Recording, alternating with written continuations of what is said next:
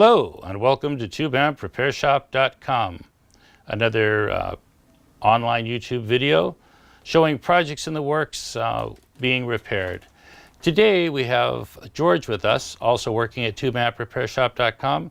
He is a master tech and it's an interesting project. I haven't seen a lot of these out there.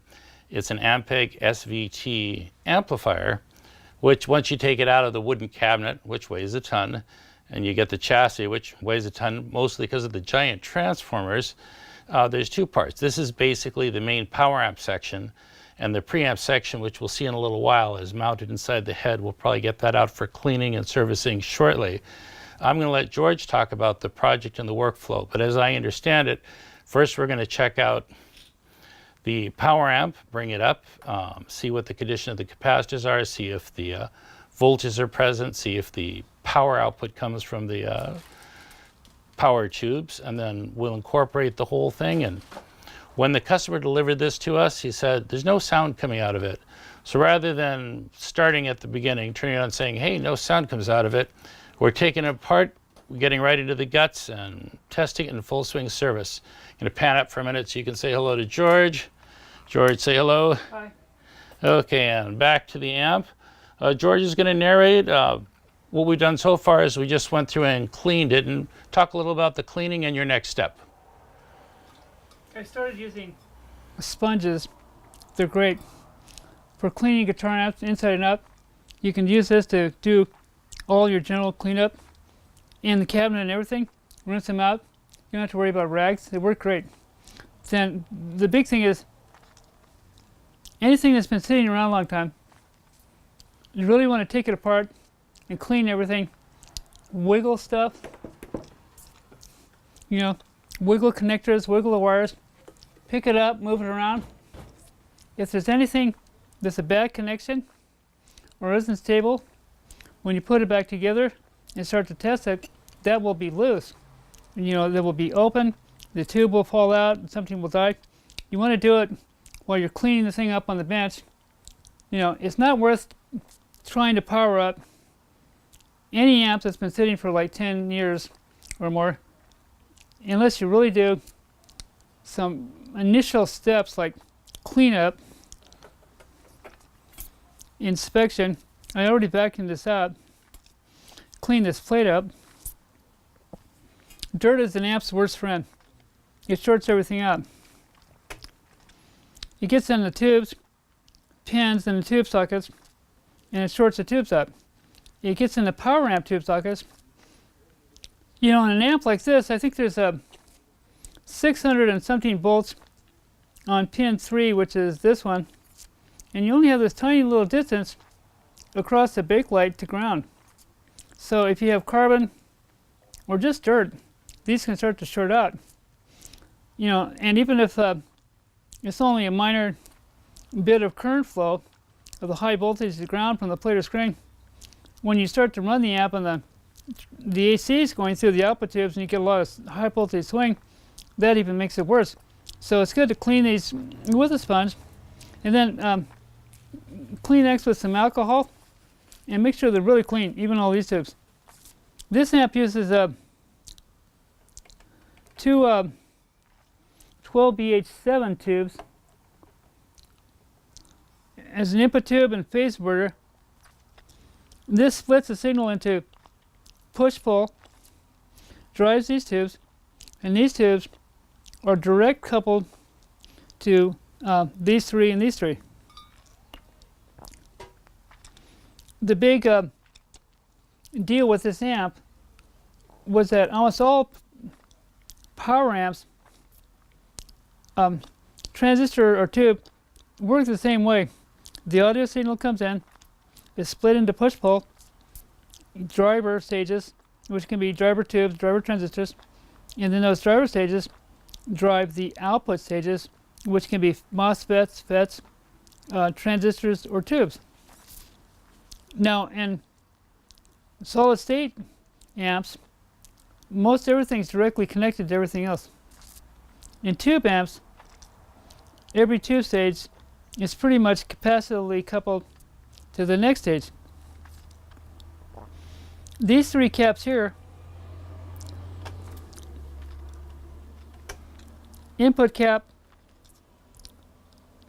This cap, the input to this amp goes right to the first stage of this tube. Then the second stage is capacitively coupled to the phase inverter stage.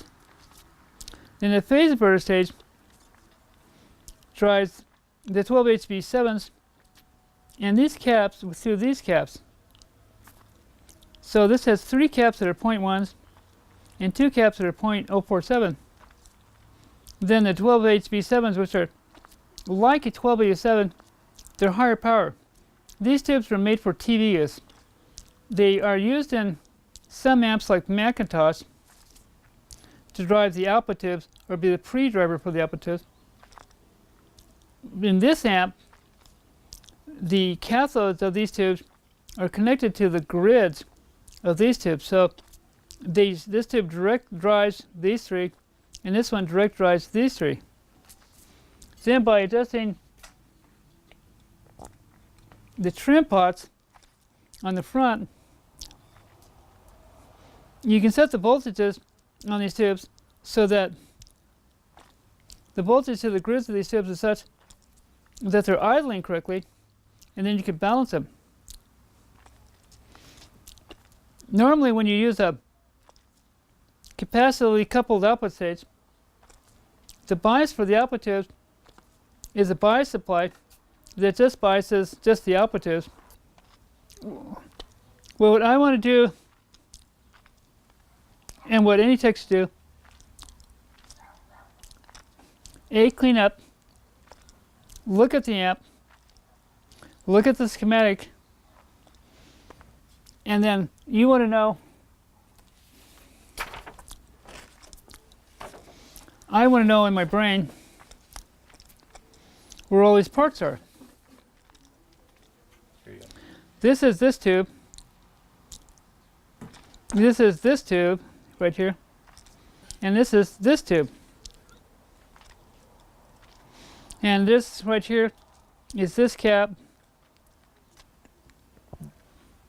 And this cap. And this one are these two. They drive the 12 BH7s. And those drive this tube. So we want to make sure that without any tubes in, that the power supply will come up and the filter caps are good. So amp is clean, it's clean inside. And what we want to do before we power it up is we're going to use a power supply here, and we're going to put voltage, pure DC voltage, through a bleeder resistor that limits the current onto the caps, the different filter caps, and make sure each filter cap is okay. So I'll take this power supply, clip leads, hook the one side of the power supply to ground. The other side of the power supply will be hooked up to a resistor, probably a 10K, and then that resistor will go to the cap. Then we'll use our digital meter to see how the caps charge up and how the current flow is and what the condition of each cap is. Then I can put the tubes in and clean the socket somewhere, and then bring the amp up on this Variac. Here's a nice old General Radio company, a very old company, Variac. It has a high current output and a low current output. We also have this, which has a limiter. The limiter is a light bulb. We only need to put like a 1 amp fuse in and just bring the amp up slow and see if everything looks stable. You can bring it up to 30 volts and see if you have the voltages are starting to come up the way they should. And as you slowly bring it up, watch the voltages. And you can put some audio in. And as the amp is starting to come to life, you get audio. You'll hear it in the speaker, and you can see if the audio is balanced. You know, you can take like half an hour to do this. Now, I have the amp cleaned up pretty decently well around the tube sockets and around the high voltage caps. The PC board is pretty decently clean, although a little more work around any of the high voltage area is good. But right now it's clean enough to do the next step, which will be to test the tubes. Now the amp is cleaned up pretty respectably well, especially around the tube sockets where all the high voltage is on these 6 6550 tubes.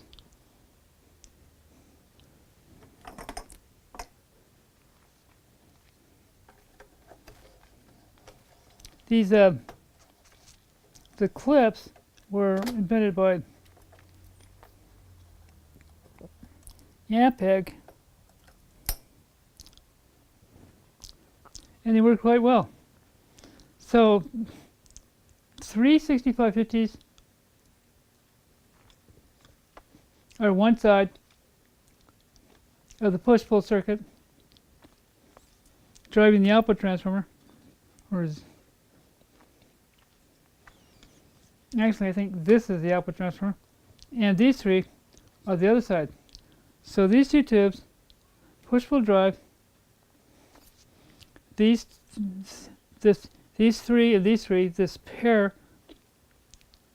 I now have the amp clean enough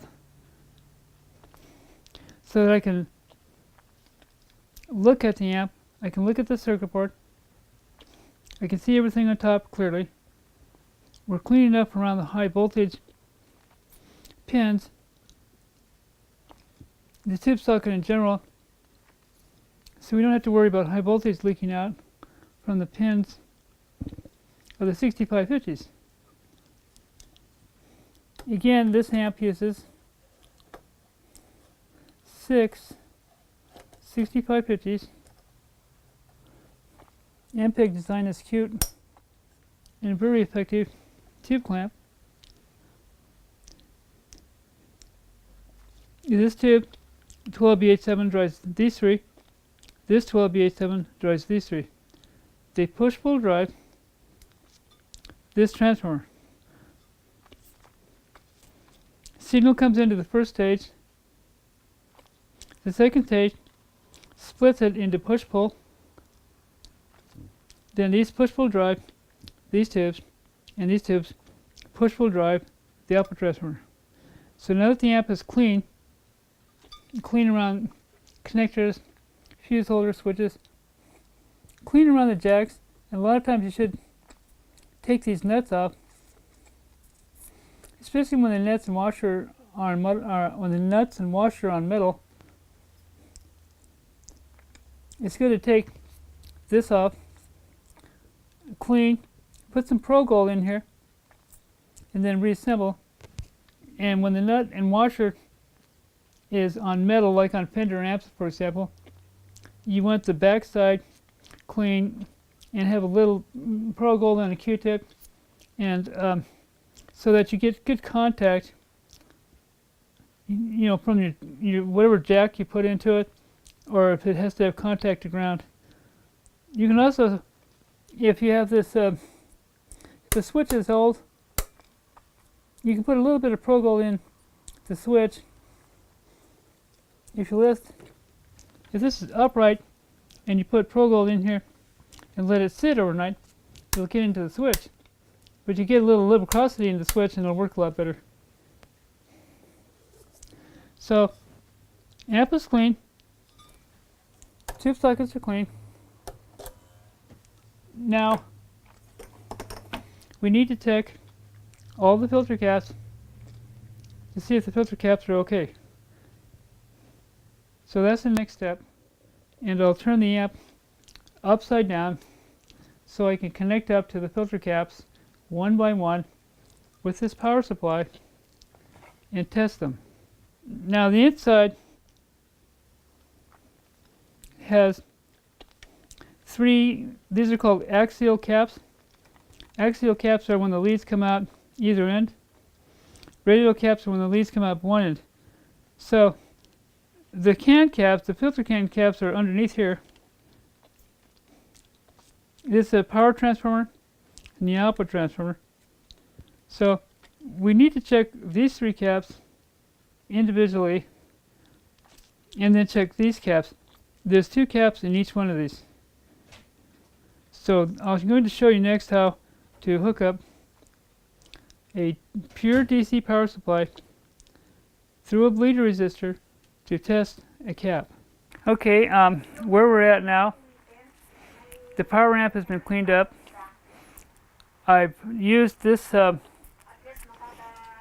ancient Heathkit test power supply. It's kind of cute. It doesn't have a bottom plate, and they sold this to people back in the late 50s, you know, for experimenters. Would have been nice to have a cover plate in the bottom, but anyway, I've been using it for ages. It puts out about 250, 300 volts, and I can variac it, and 22 ohm load resistor or bleeder resistor to limit the current flow to the caps. I just used this to charge up all the filter caps and check their leakage current and discharge rate, and the caps all seem to be okay. You know, they're good enough to run. You really can get away with a lot of usage on caps that are just marginal and they'll still run. You won't get the best performance. So you try to look for readings when you use your capacitor checker. So the leakage is low enough that the amp will be safe. If you're not sure, then you just replace the caps. So we're going to hook up the preamp and then slowly power it up with a variac. You take the digital, and sometimes I use a VOM because what's nice about a VM is I can just look at the meter. I don't have to range it, turn the scale switch, I just look at the meter. I'll put this at like the maybe the 500 volt scale, you know, and then I have 0 to 500, and I can see where the plate voltages are. So when we start to power the amp up, I should be able to touch the plate resistors and see plate voltage coming up. Then there's also two bias test points here, and as I come up I should see something close to normal bias voltages, and we'll also run audio through the amp with the signal generator and test it. You know, if you have audio running through the amp, then you can hear it. If you hear the audio coming out, you know that the basic circuitry of the amp is functioning. You know, if something's really drastically wrong, you won't get clean audio. You'll get clean, you can't put out very much level unless the amp's up to like 60, 70 volts. But even at 30 or 40, 50 volts, you should hear some audio coming out, and it should sound moderately clean, you know, at a low level. So the next thing we'll do is hook up the preamp to this connector. The power and standby switches, the power switches are there. The standby switch is back here.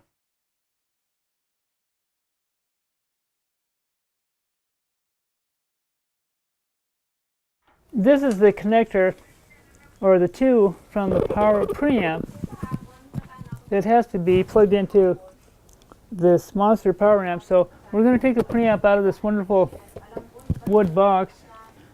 Okay, we're getting closer to running this monster, or maybe blowing up all the power in the house, who knows. So we have the preamp plugged in. There's a little connector that comes off here. I don't know what, oh, that's for the fan. I think there's a fan inside the case. So we're going to have the power switch on. I'm can put some signal into one of the preamps and bring some volume, treble, bass. We don't need the ultras on. And then we have a speaker plugged in. Plug this into this guy and bring it up to about, there's 35 volts, and see if anything exciting happens and voltages. So what I'll have to do next is sit and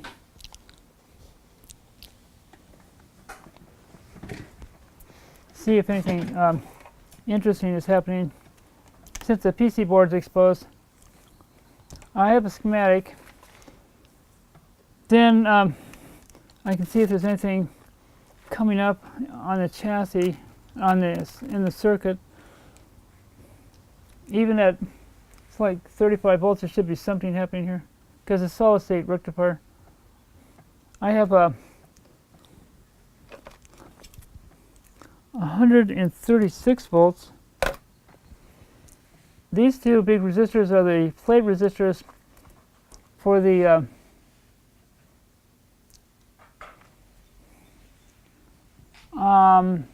they're actually the cathode resistor for these tubes.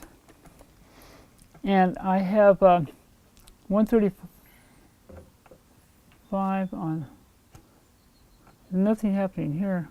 It was.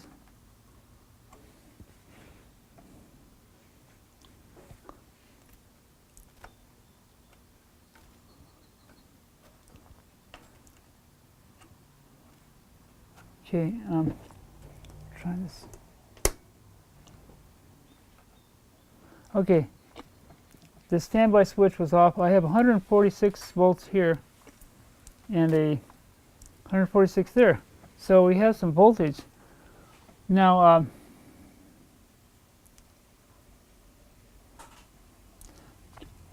we're probably too low in filament current to get any sound. You have the volume on the preamp above about half. Then this is an odd amp. It's supposed to have negative bias. I'll bring it up to about 60 volts and see.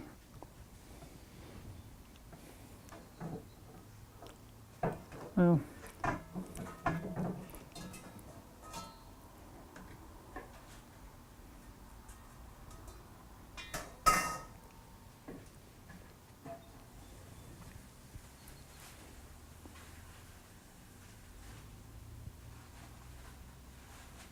okay, these resistors here are the plate resistors for the 6550s.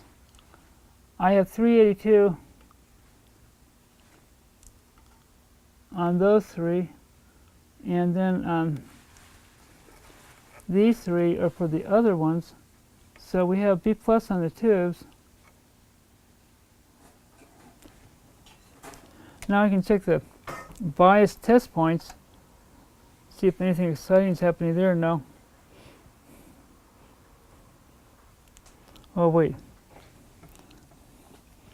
they have a common ground connector here. That's probably for the. No, nothing's happening. These tubes can be pretty slow to come up. You know, I wouldn't expect too. Oh, I'm getting something. Yeah, we're starting to get some idle. Yeah, there they go. A lot of these power tubes, especially the older American ones, were designed so that they come up really slow. That way, when you have a solid state power supply and that power, the high voltage comes on really fast, the tube filament comes up slow, and then the tube doesn't like go into a very high current draw right away, because on some of these amps it takes time for the bias supply to come up. Yeah, now I'm getting voltage on both of the bias points. I don't hear any sound yet. Wait, I think we do. Yeah, we do.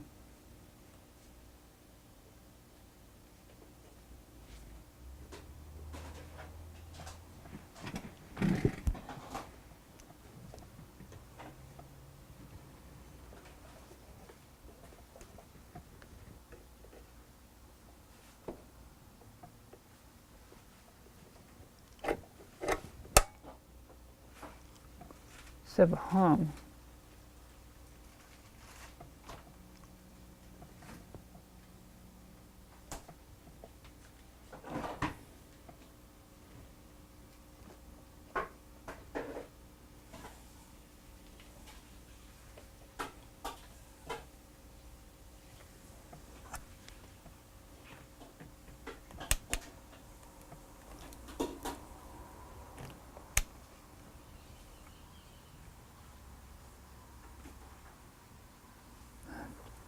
Now 477 volts on the plates.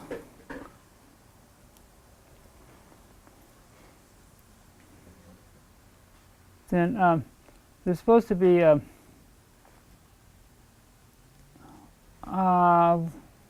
lot less on the screens. There's two 22 ohm resistors in here somewhere that are the screen resistors. And I don't know where those are, 24, 24, okay.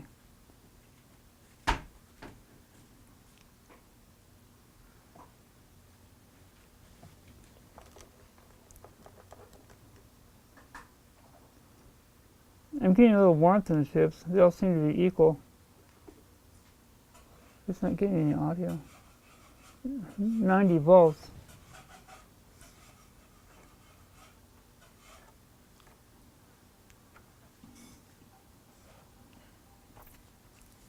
$1K.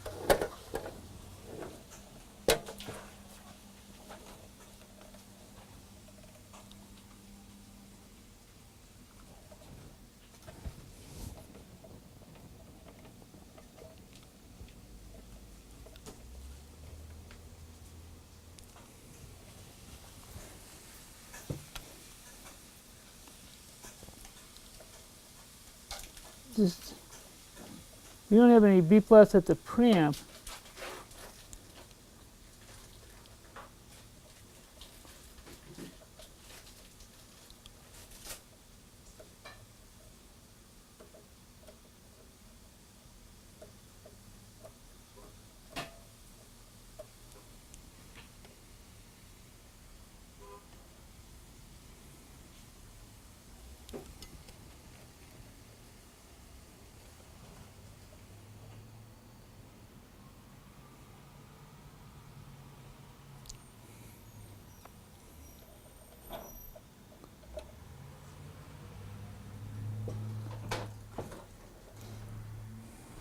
Well, we're not getting any B plus in the preamp, so I don't know if there's a, was there an external input on this guy?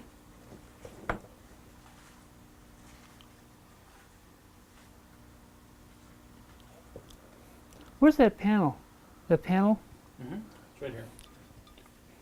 Okay, we'll take a look at, see if there's a, okay, there's a preamp out and a power amp in, which is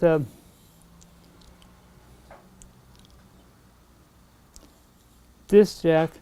So I'm going to try going right to the power amp in because I don't really need any B plus in the preamp.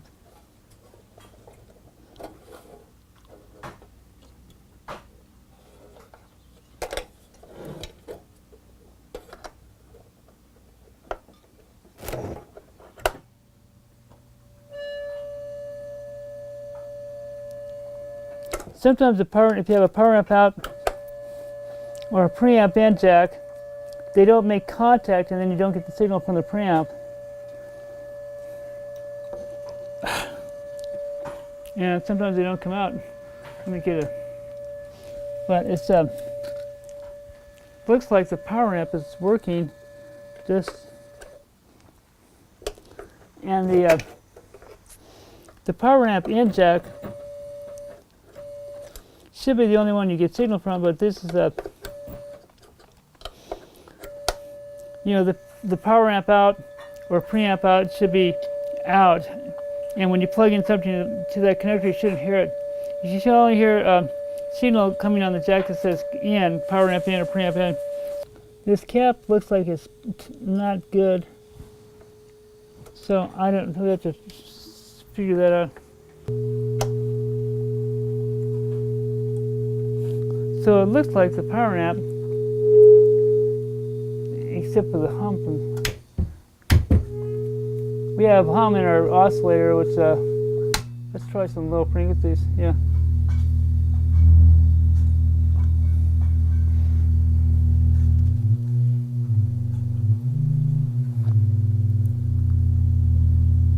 Eighty cycles.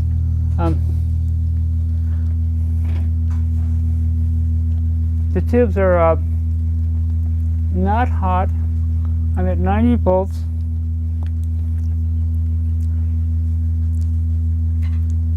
Have 519. I'll bring it up a little more.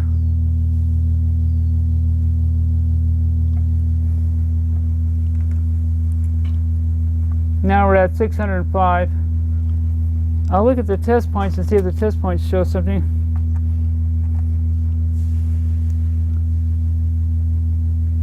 The test points are across a 1 ohm resistor.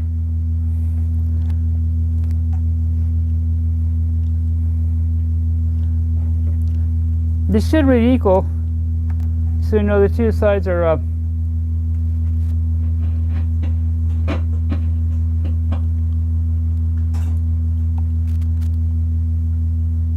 And the bias controls are functioning. I have to refer to the manual in next to see where they should be. They're pretty sensitive.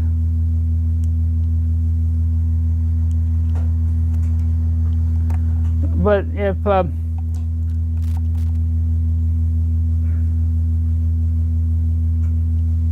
so now they're pretty equal. So we have across 3 tubes, the cathode of all 3 are hooked across a 1 ohm resistor. And then the cathode of the other 3 is hooked across 1 ohm resistor. Now these tubes can isolate they can isolate 50 mils each without even thinking about it. So let's say if they should be idling probably around 30 mils a piece, so that's 120 mils. So we should have like 0.12 volts or 0.120 volts, 0.120 across 1 ohm. If I had 1 volt across 1 ohm, that would be an amp, which would be like way too much current. So right now I'm at 0.067 volts on either side. So 0.05 across 1 ohm is like 50 mils. 0.068 divided by 1 equals 68 mils,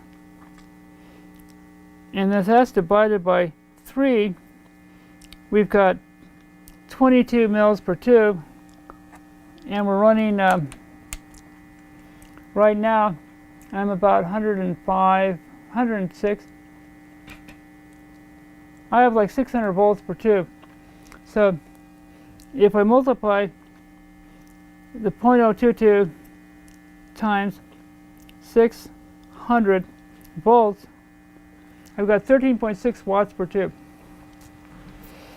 So then if it was at 120, let's do this 0.120, 120 volts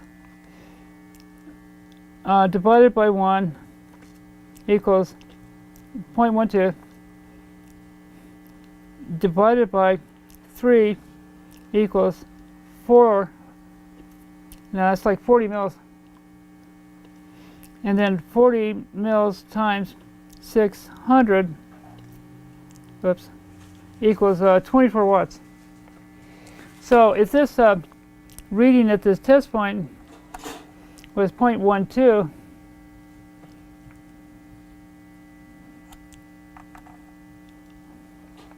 which is not, then we'd have the tubes idling at 24 watts per piece, and that's probably actually decent for this size.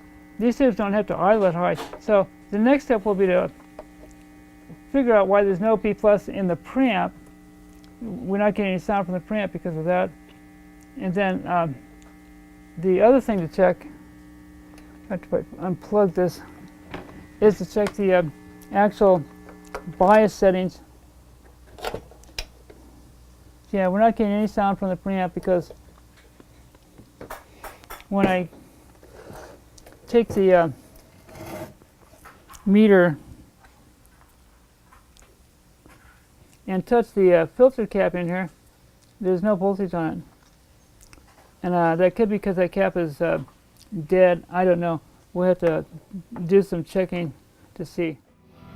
We've hooked up Eric's iPhone through this cable to the power amp so we can listen to the power amp and verify that everything seems to be fine with it. It's idling at about bring it up to,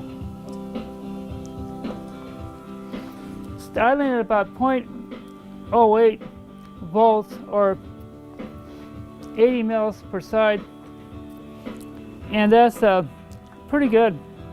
So it appears to be stable, and it sounds good. Sounds really healthy. Has plenty of power. So the power amp is okay. You want to make sure that the idle doesn't drift around. I hold my hands over the tubes and feel the tubes. You can feel if one tube is getting harder than the other. So if the idle is stable and the tubes feel stable and nothing makes any noises when you bang on it, then you're good to go. So all we have to do now is find out why there's no B plus in the preamp, and we should be okay. I'm now going to take the cover off the preamp because there's no B plus high voltage in the preamp.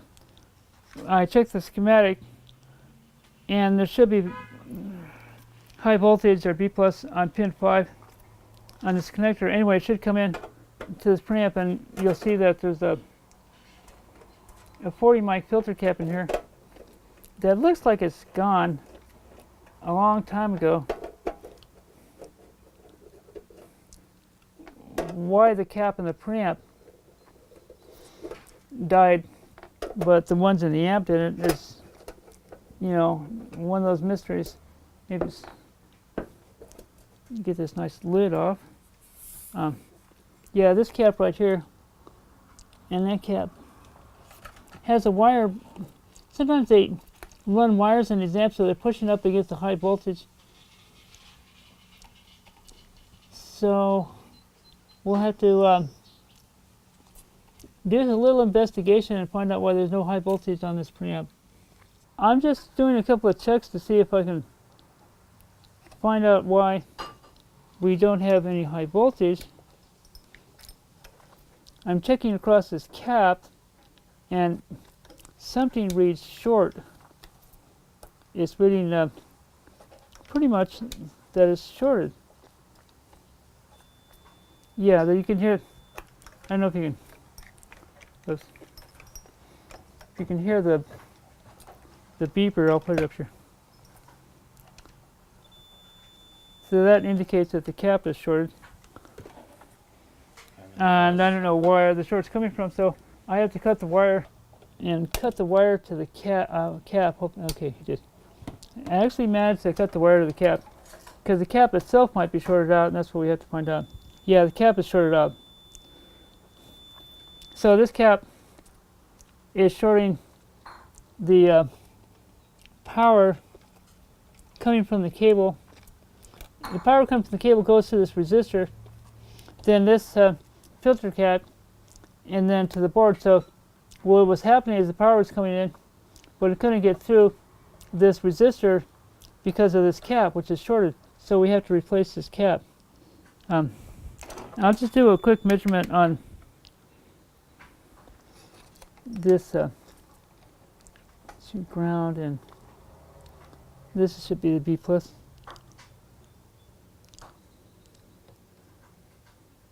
Yeah, I don't read. It reads pretty much a open resistance, high resistance here, so the preamp should be good. We put another cap in. So that's the next thing we'll do, is put a cap in the preamp. And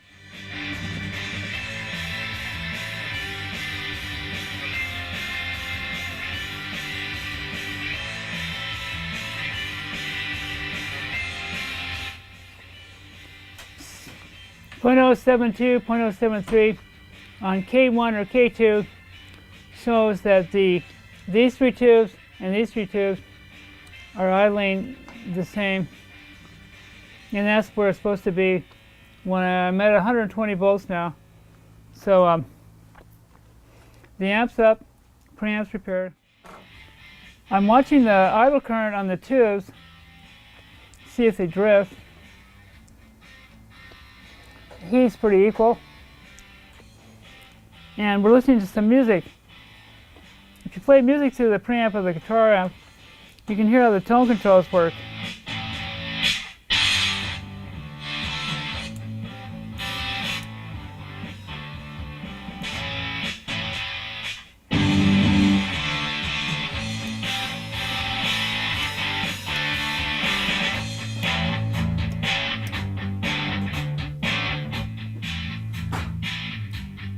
This amp has ultra mid, ultra low, got quite a lot of tone range.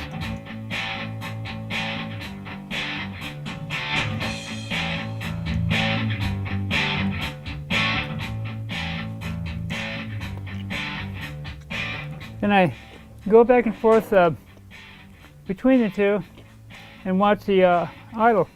The tubes will creep up a little or down a little. This one side's creeped up to .074, so I'll just titch the pot a little bit to get it down. They'll actually kind of find a spot. Sometimes they'll find a spot, and that's where they want to be.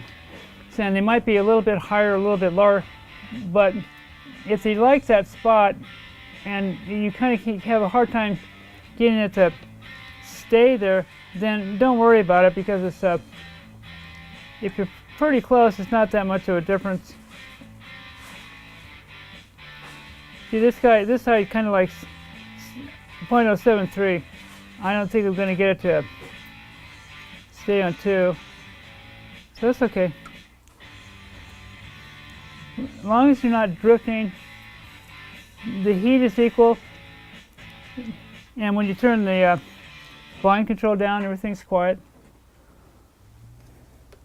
We'll listen to channel 2 preamp. The music lets you hear how the amp actually sounds, its character, and like I said, how the tone controls sound. We hope. Oh, what did I do?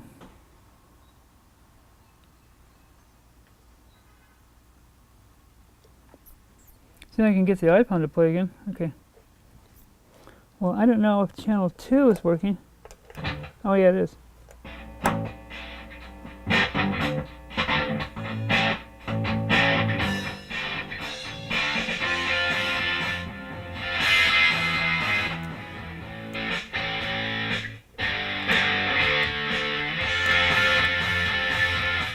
channel 2 is a little more Fenderish sound. It's more bright in the mid-range.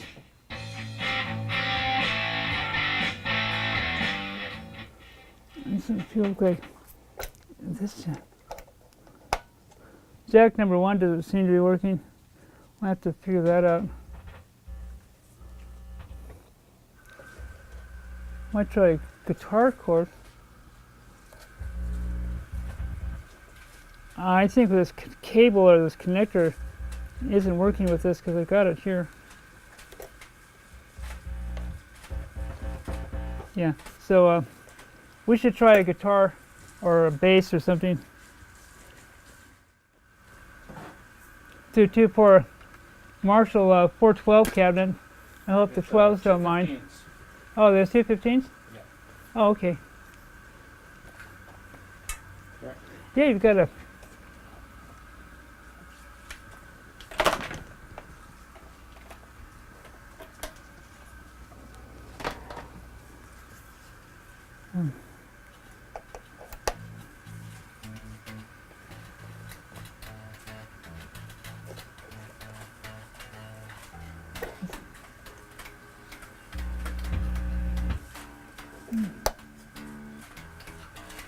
Cable? No, it's turned all the way up. I know I'm not. But the,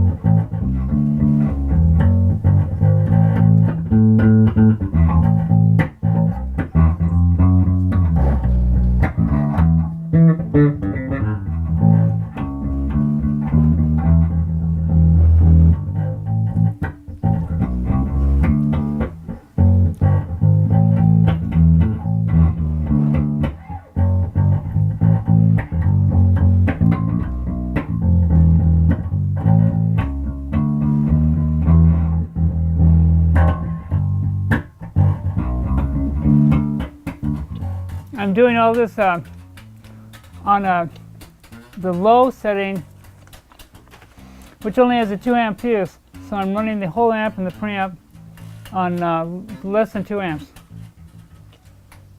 And everything seems to be hunky-dory, so now we just have to put it back in the cabinet. Hi, this is another SVT.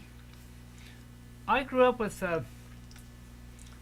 I'm 68 years old, and I grew up with huge, super monstrous high-power tube gear. I was a amateur radio guy, and I grew up around 4,000 watt triodes for AM radio, and a lot of really high voltage tube gear. And I'm kind of right at home here. You know, 6 big alpha tubes. One of them is glowing red, actually. And we're trying to set the bias Now the way you're supposed to set the bias on this amp is you put the, yeah, this guy's too high. When it's, you put your meter in these two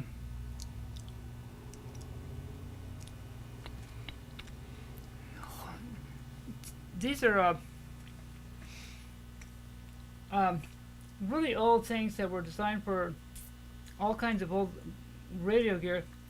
You can put your little probe, your the end of your probe from your meter into it. So you put the plus one into either K1 or K2. K1 is the biasing for these three tubes, and K2 is the biasing for these three tubes.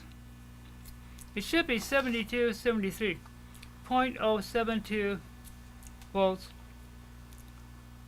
These three cathodes go to a 1 ohm resistor, which is one of these guys, to ground. So you're measuring the voltage developed across a 1 ohm resistor. And as I said before, 0.072 ends up being, let's see, we have to take the voltage across the resistor is 0.072, so up scooped.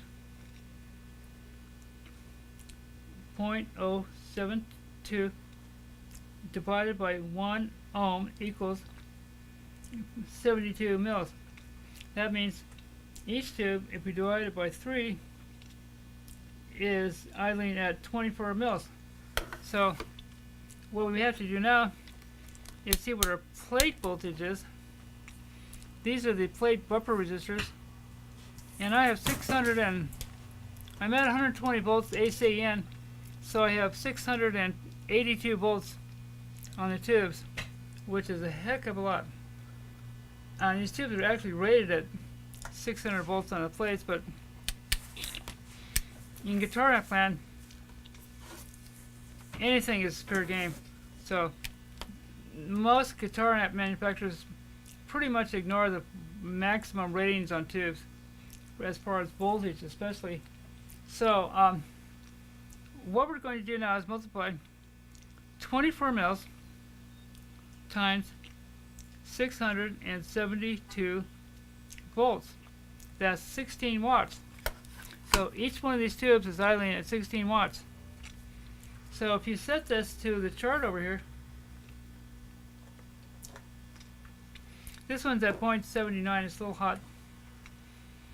And it says to set, adjust VR1 for 0.072 volts DC between R1 and ground B. And then it says adjust VR2 for 0.01 volts between K1 and K2. Well, that's a load of garbage. What you want to do is, I learned from working on a lot of really high power tube amps. You set the one side, then you go back and set the other side, because when you adjust one side, it draws a little more or less plate current. The power supply voltage is changed, and then the other side will change a little bit. When you're working with really bitchy ultra high linear tube power amps for hi-fi, you have 4 tubes, and sometimes you you go back and forth between the two sides like 8 times before you get them just where they're happy. And again, the two things that are really important when you're working with high voltage on the output tubes is to make sure that the bias doesn't drift. In other words, like as the amp's on, does the bias keep crawling up?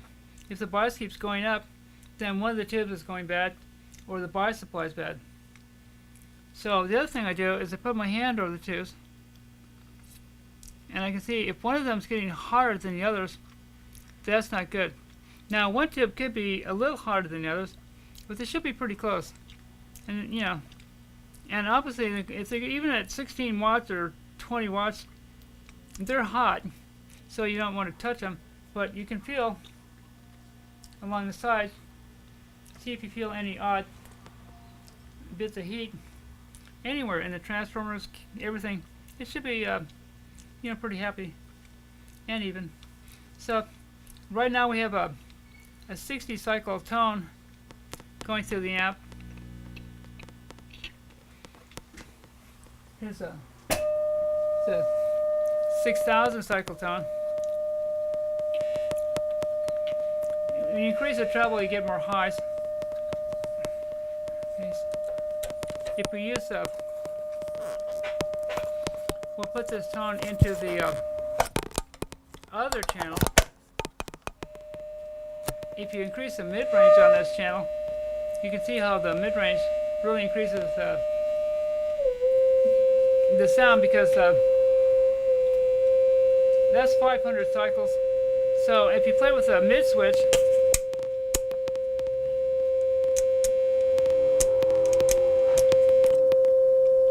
this is a normal treble. When you put on the ultra high, which is a bright boost, you can hear the brightness. That particular audio oscillator has hum in it, so you can hear the buzz off the hum. Here's how the treble control works. This is cut on the mid-range. If you get the right frequency, the middle frequency gives you more cut because it's closer to the frequency of the oscillator. But you can see how the controls work. There is some bass there. So you can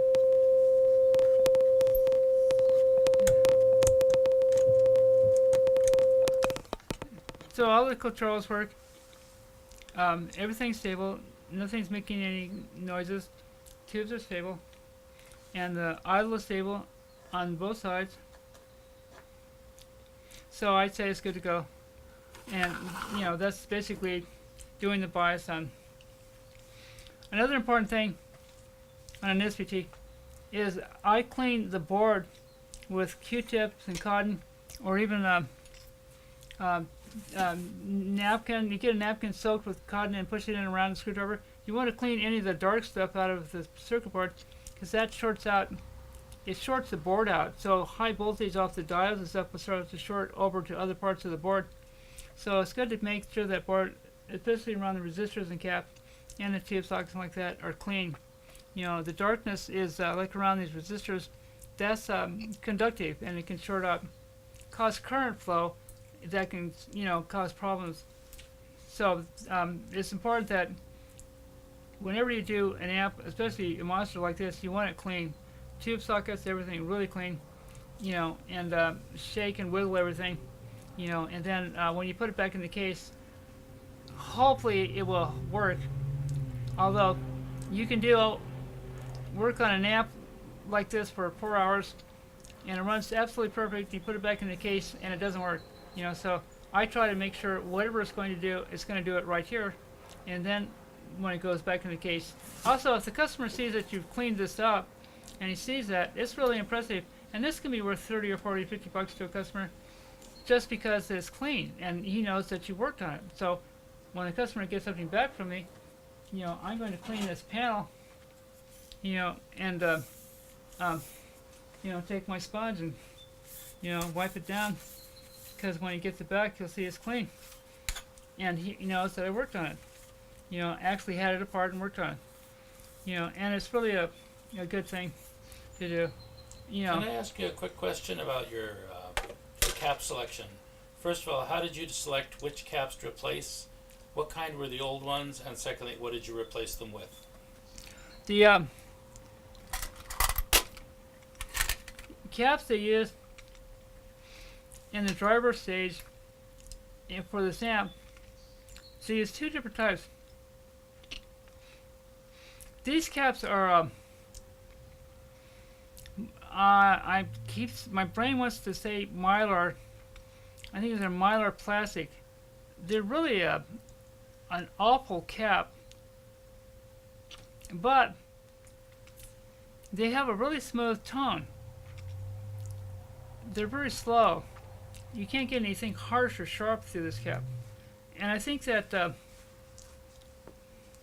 back here. I think Ampeg used these caps. They use them in the input stage and then the phase inverter, because they have that real smooth tone. There's no harsh highs on them. Then they use these caps, and these are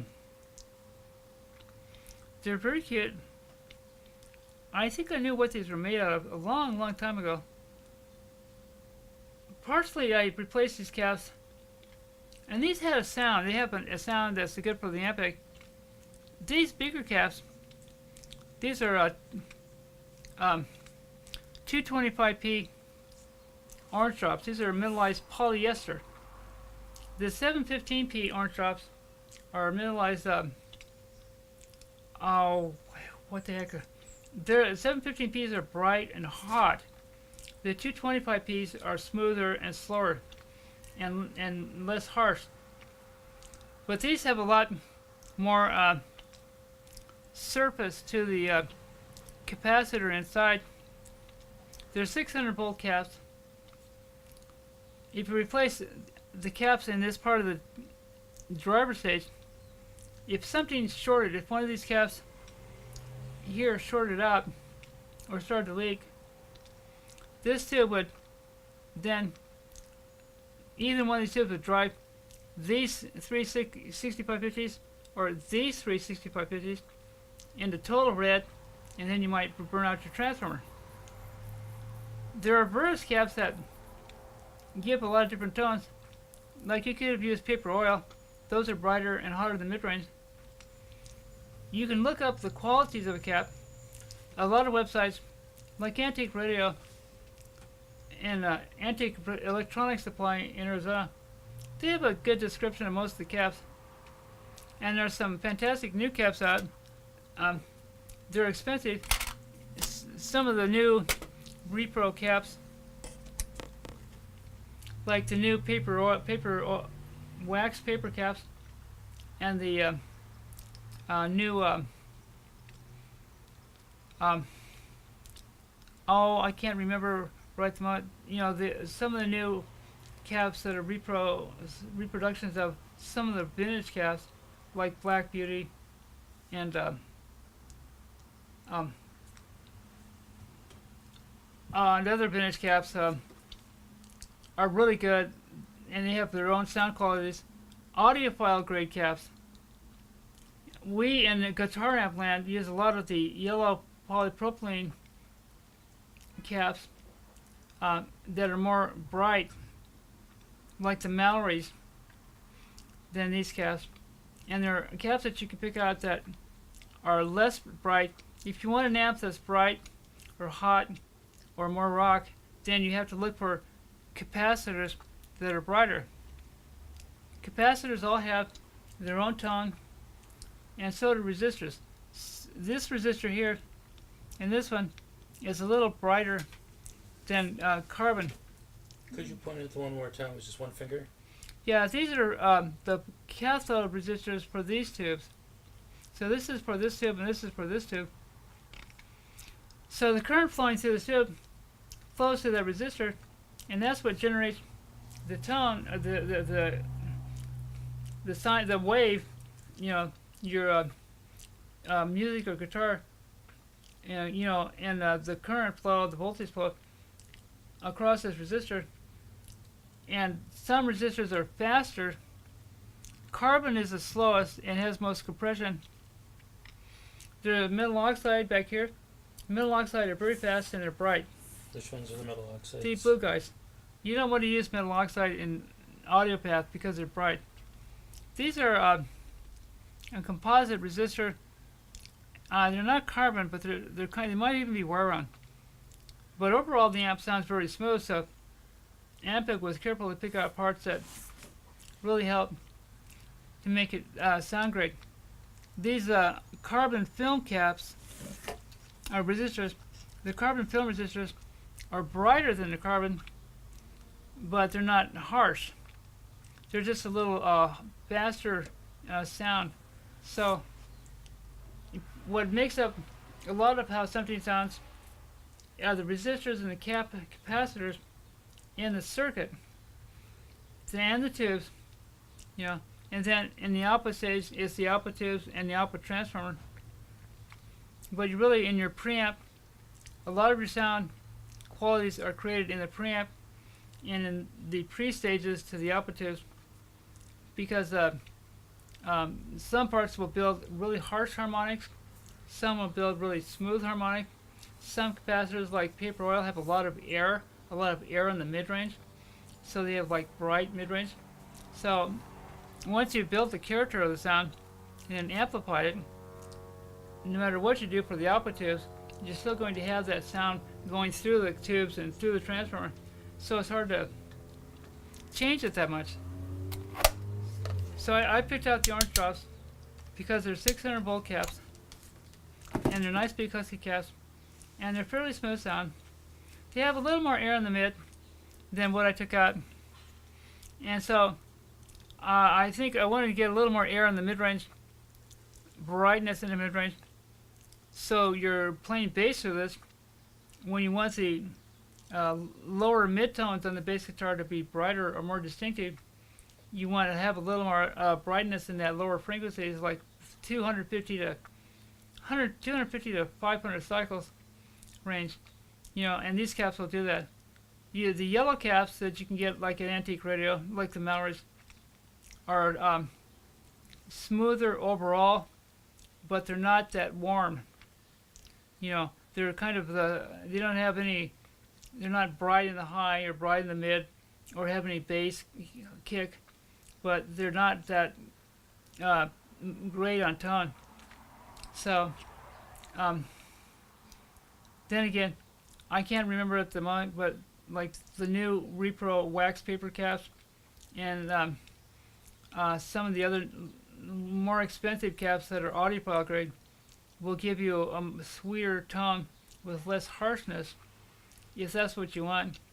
I think generally in a bass amp you don't want any harshness, So,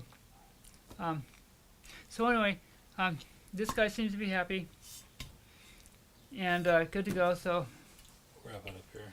just got to put her back in the case, and we went through the preamp and cleaned everything out. We vacuumed everything out, and I go over the boards and check the solder connections, pro gold the pots and the switches, and Show everything. them the can of the Pro Gold so they know what it is. This is actually called the Oxide. It's made by Pro Gold. And just a small amount in the pot and a small amount on the back of the switches. And then you have to work them. Sometimes these rockers on Ampegs, they take about 2 weeks before they give up and start to behave. It's just the way it is. So if you do that, whenever you take one of these apart, especially for repair, it's worth it, because if you put it back together and you have a scritchy pot and the customer doesn't like it, then you have to take the whole damn thing apart again. And so it's worthwhile to have kind of a set of procedures in what you do. And with me is clean, inspect, wiggle everything, bring it up on a variac slowly, and measure the voltages. Spray the pots and switches, clean the front panel. It's got a nice clean front panel now, so it's like ready to use. I want the guy to be able to look at this and actually see the lettering. I've gotten amps that are so covered in mud and stuff you could hardly see the front panel.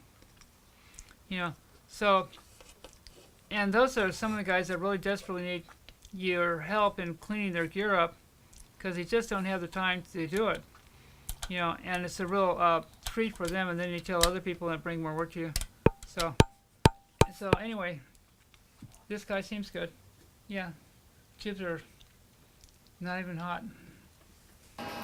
Okay, we finally have this monster back together. The sound you hear is one of the interesting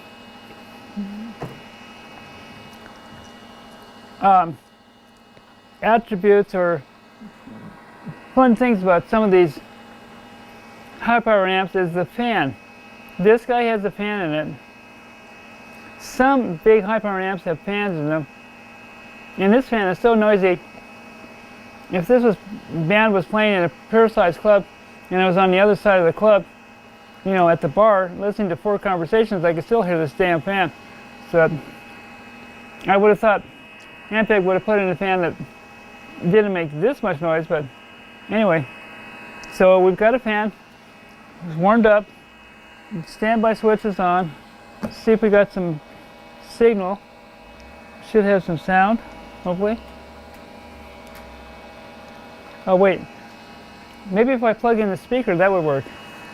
So one of the most important things you need to do when you're testing an amp is actually plug the speaker in.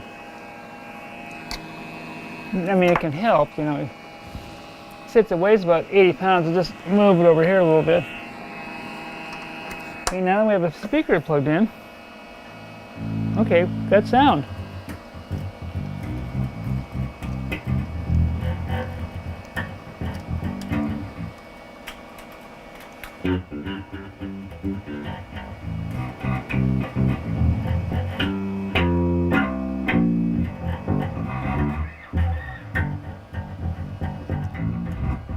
These amps, too.